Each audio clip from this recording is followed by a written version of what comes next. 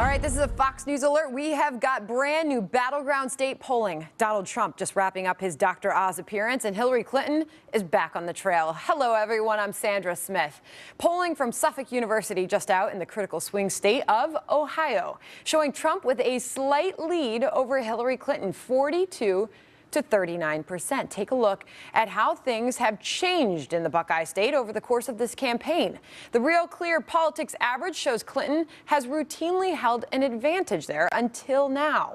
We have team coverage on all of this with Fox Business Network's Connell McShane covering Trump's big economic speech today in New York, and senior national correspondent John Roberts with more details on Trump's medical records.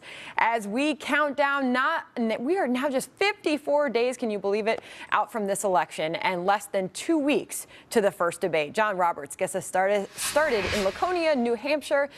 John, it's every single day. Just can you imagine? Something different, but 54 days out. Yeah, and I can't believe how quickly those 54 days are going to go as well. Big rally that Donald Trump has got tonight here at the Laconia Middle School in New Hampshire, where new NBC Wall Street Journal Marist poll shows things pretty much even up here. In the Granite State, though, the Real Clear Politics average still has Hillary Clinton about 5 points ahead in the overall. Donald Trump today, Sandra, moving to put to rest any questions about his health by releasing the results of a physical that he underwent last week. Here's a look at some of the big numbers. Take a look at this. Here's a number that everybody's familiar with, cholesterol. His total cholesterol, 169, well below the target of 200. His so-called good cholesterol, the HDL, is at 63, although a lot of doctors would like to see that number up around 80. His so-called bad cholesterol, the LDL, is at 94, and his triglycerides, 61, which is a very good number for triglycerides. His blood pressure, 116 over 70. All of the other tests we understand that he went through are normal: liver function, endocrine function, that sort of thing. Previous tests that he had, an echocardiogram. He also had a colonoscopy, x-rays of his chest, all of those normal. According to our doctor, Mark Siegel, a member of our Fox News Medical A team, he is in very good shape, particularly for a 70-year-old. Listen here. We don't only go by the numbers anymore. We say, okay, a man is 70, but maybe physically and emotionally, mentally, he's actually younger. This physical exam, to me, shows someone at the age of 70 who is in excellent shape, clearly not an old 70, but a young 70. Now, Donald Trump, we do understand from this, takes a low-dose aspirin every day. He also takes the statin Crestor to keep his cholesterol low. One area where even Donald Trump says he could show a bit of improvement is the amount of weight that he's carrying. He's 6'3". He's 236 pounds. Listen to what he and Dr. Oz were saying about it earlier this afternoon. Your doctors or your family ever give you a hard time about your weight? Yeah, I think I could lose a little weight. I've always been a little bit this way, you know? I've sort of always been that. I was probably a good swimmer, but I've always been this way. I think that, yeah, if I had one thing, I'd like to lose weight. Donald Trump says he'd like to lose about 10 to 15 pounds. I'll tell you, Sandra, one of the things he could do to get on track to do that is give up the fast food.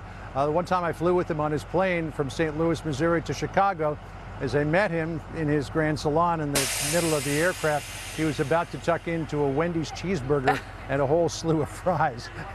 So maybe, you know, start to go for something a little less high calorie. He's tweeted out some of those fast food photos, you know, KFC, biting into a McDonald's hamburger. All right, John Roberts, thank you. Thanks. Turning back now to the health of both presidential candidates, which has just recently become a huge issue on the campaign trail. Donald Trump taking a quick jab at Hillary Clinton at a rally last night with this. I don't know, folks. You think Hillary would be able to stand up here for an hour and do this? I don't think so. I don't think so. Dr. Devi Nampiaparampil is an associate professor at NYU School of Medicine, and Dr. Irvin Redlener is an advisor to Hillary Clinton and a professor of health policy and management at Columbia University Medical Center.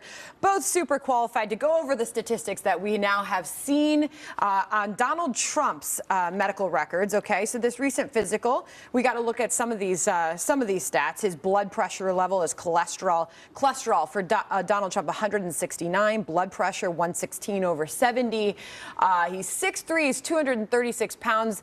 And even we got his testosterone levels. If you can believe that. Doctors, I'll go to you first, Dr. Redlener. What do you? Sure. Is this a good report card?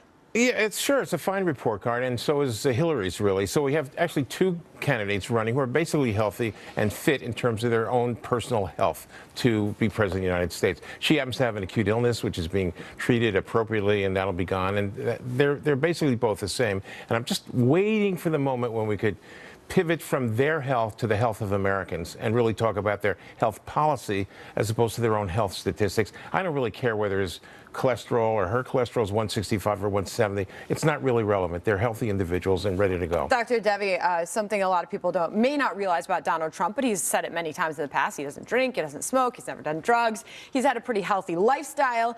Anything stick out to you here, or does he get a clean bill of health from you?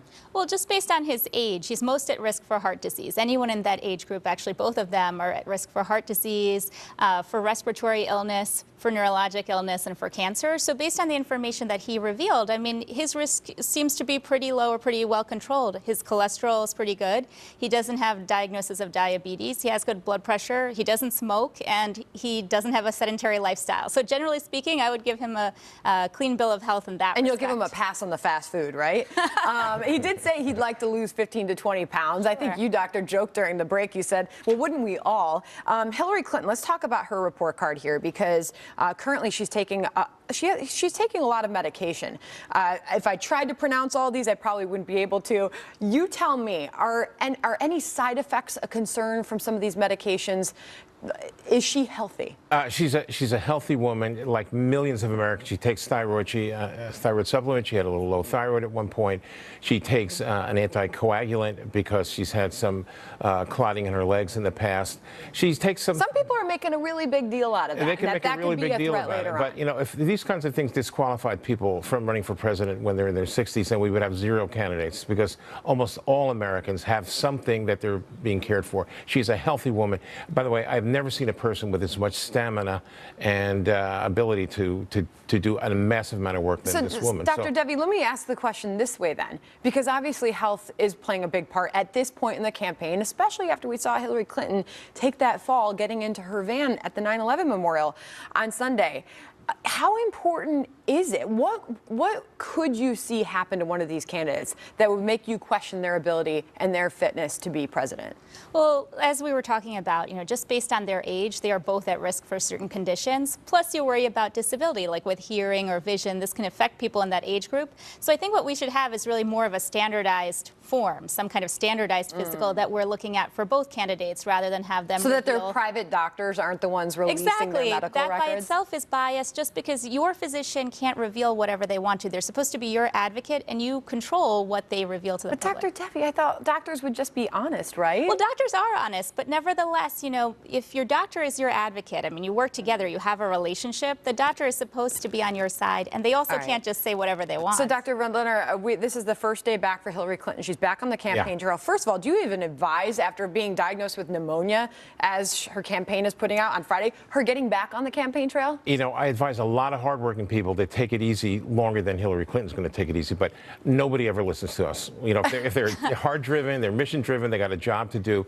I have this. Do you believe that's what she's suffering from? I think she's active, she's raring to go, and she's probably getting advice to, you know, stay home another couple of days, and it's not going to happen. All right. Doctors, thanks to both of you for being here and weighing in on both candidates' health.